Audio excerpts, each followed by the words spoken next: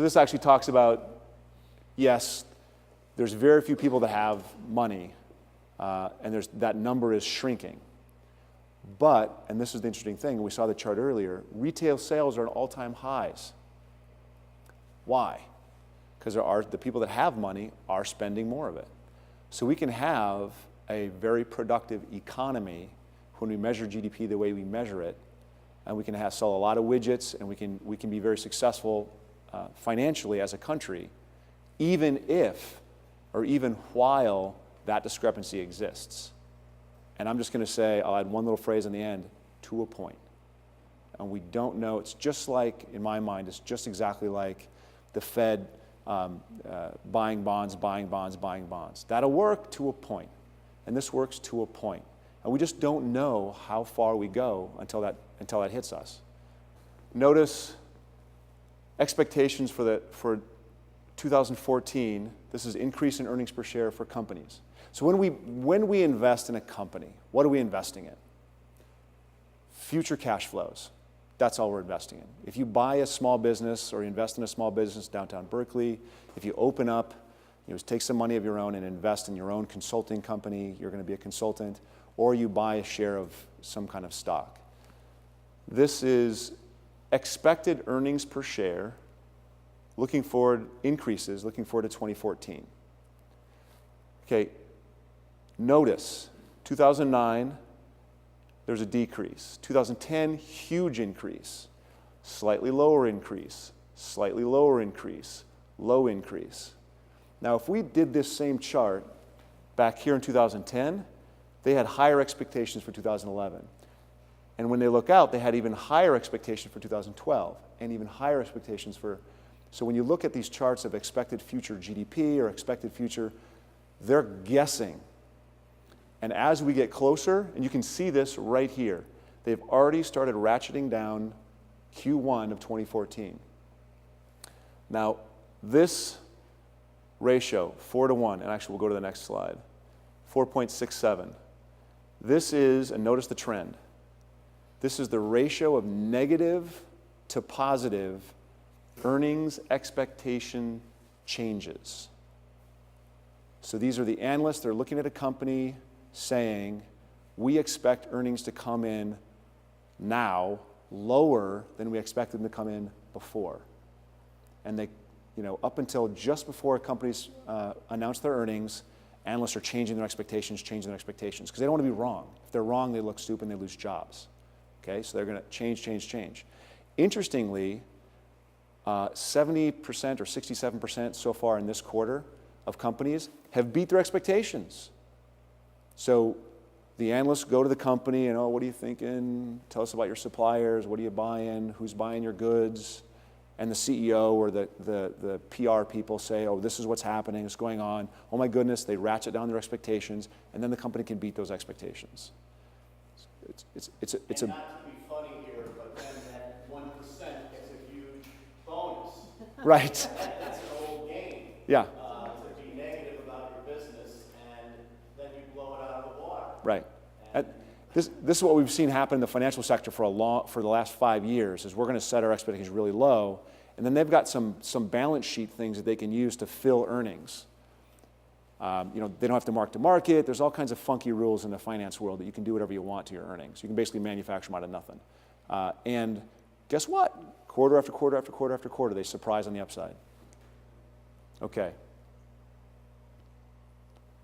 So we have China. China is interesting only in that they're doing this. This is on purpose.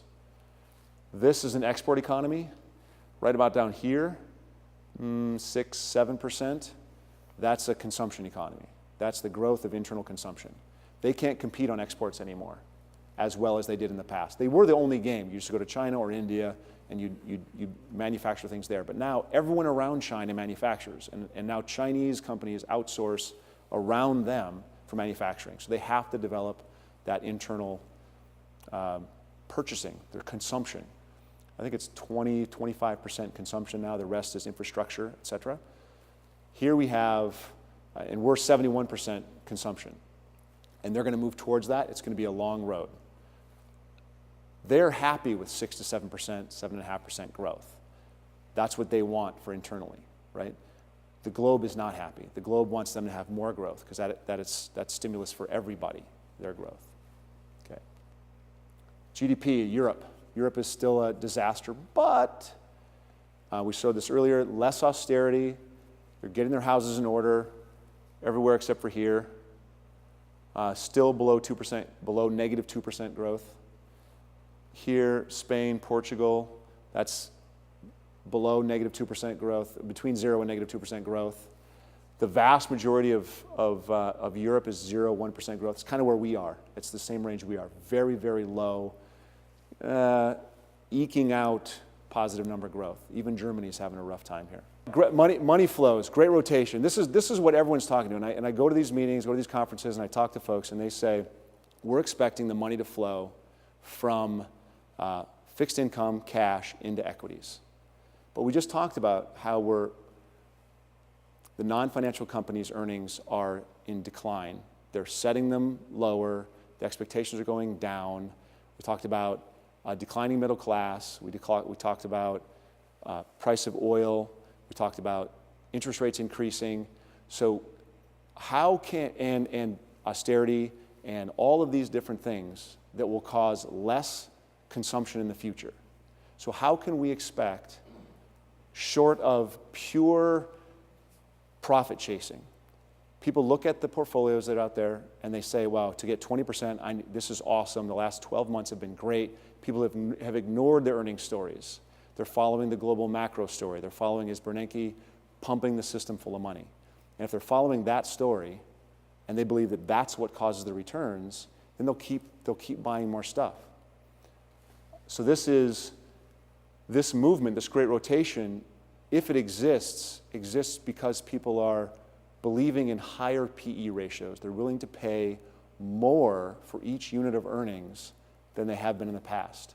Right now, we are at a high average PE ratio. The idea is when markets go up, we get excited and we put more money in markets. When we put more money in markets, markets go up, we get more excited, we put more money in markets, okay? So as we do that, the value that we're buying, remember we're buying future cash flows, right? Is that fair? You're buying a business, you're buying the profits from that business in the future. You're buying earnings, you're buying profits, okay? But as markets go up, you're paying more for those profits. Right? You're paying a higher price for earnings, right? PE ratio is price earnings. If markets go up higher and earnings don't, you're paying more and more and more for each dollar of earnings. And there's a thing called, the Case-Shiller index is real estate, but Shiller is a guy at Yale who does the Shiller PE, and it's a 10-year normalized PE ratio. And I have the statistic here. So the current PE Shiller, the Shiller PE is 24.4. That's the same PE that existed in 1929, existed in 1972, existed in 1987. It existed at the peak in 2007. It has existed in many, many moments in time where we had a top in a market, okay? Now, well, that's one way to measure PE ratio. People also look at 1 year forward earnings PE ratio. And if you look at a 1 year forward PE ratio, you get a 16. That's average. Forward PE. So it's the price for the expected earnings in the following year, right? And this is the way JP Morgan quotes it, the way Goldman Sachs quotes it, the way banks quote it, the way all the brokerage firms on it, they quote 1 year forward earnings. And if you look at it that way, it's about average, maybe a little pricey. But if you look at it Shiller's way, it's incredibly pricey. So which do we look at? I have just a quick story. A martial arts student approached a teacher with a question. He said, I'd like to improve my knowledge of the martial arts. So in addition to learning from you, I was wondering what you think about me taking on another teacher and learning another style at the same time.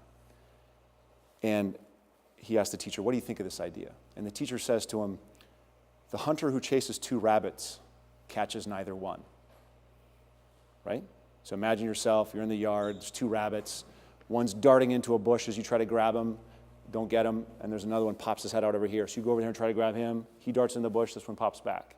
So you can't do 2 things. This is a perfect parable for what you can do in markets. You can have more upside participation or more downside protection. You can't have both upside participation and downside protection. Fair? So when clients come and sit with us, we tell them, question? No. Okay. We tell them pretty simply that we're going to do three things. We're going to asset allocate, we're going to diversify, we're going to review and reallocate, rebalance. Okay, those three things. So there's one more thing, laughter is important, and then this is actually fun.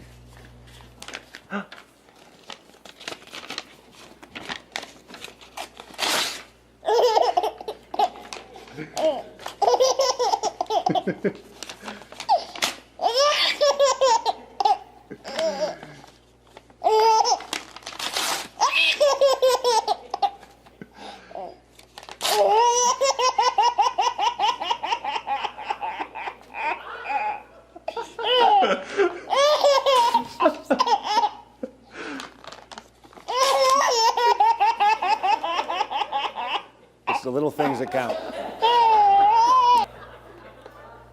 Thank you for everything and for your support and for, I'll answer questions, and if you want, we didn't get enough time to go through the stuff that I want to go through, so I can stay and talk about specifics if you want to. Thank you very much. Yes? Yeah, one question. There's been stories all around about we're finally starting to manufacture more in the United States. Is there any, is that really happening to any great extent? Are we starting to make things more here rather than overseas? So the question is, are we actually experiencing the manufacturing renaissance in the United States?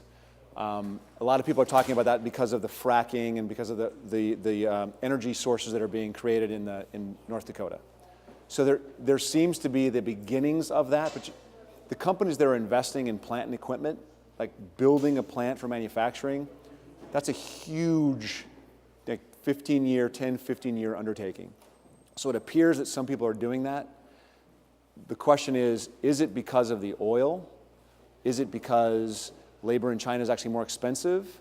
Is it because the price of shipping stuff here is more expensive? Is it a combination of all those things? There's definitely articles about the manufacturing coming back. I don't know anyone that's proven it one way or the other. Other thoughts, questions, queries? All right, thanks very much, guys.